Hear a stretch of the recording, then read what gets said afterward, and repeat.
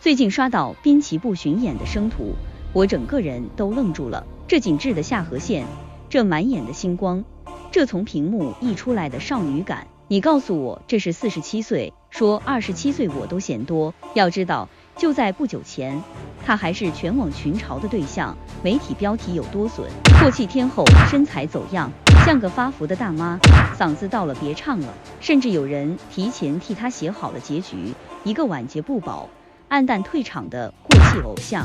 可问题来了，滨崎步是谁？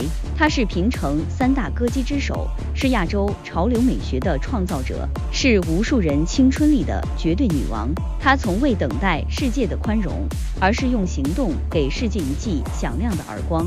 老娘不仅没死，还活得比以前更漂亮。她不是在唱歌，她是在玩命。很多人只看到了她回春的外表，却忘了她背后的残酷代价。你们知道现在的滨崎步是在什么状态下开演唱会的吗？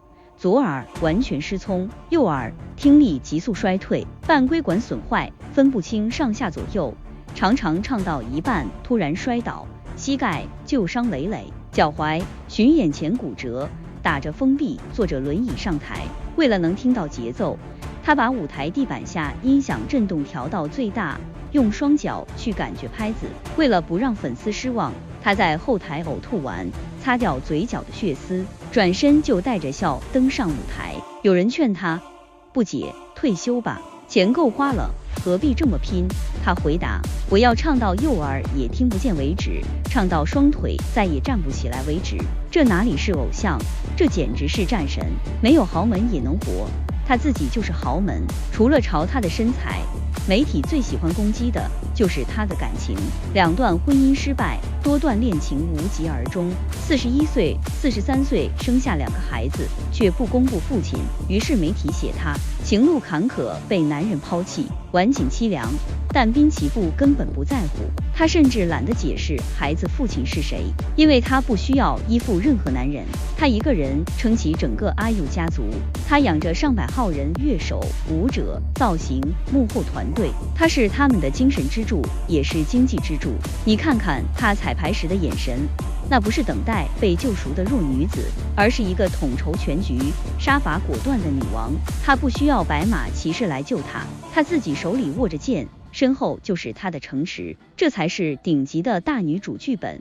爱的时候轰轰烈烈，不爱的时候潇洒转身。孩子我养，团队我带，人生这艘大船，我就是舵手。他赢的不是岁月，是不服。为什么我们这么爱滨崎步？不是因为他代表了那一代的潮流审美，美甲、豹纹、挂饰、大眼妆，而是因为他活成了我们最渴望成为的样子，不认输。在这个稍微有点年纪就会被叫阿姨的时代，在这个流量明星感冒都要发微博求安慰的时代，滨崎步用一把烂牌硬是打出了王炸。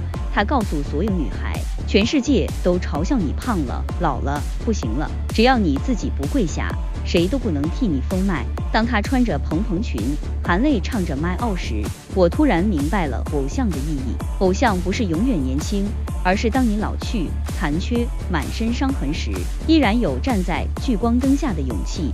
滨崎步回来了，或者说属于他的时代从未离开过。我们都在变老，但幸好IU 还在，那份死磕到底的青春也还活着。除了我自己，没人有资格给我的人生画句号。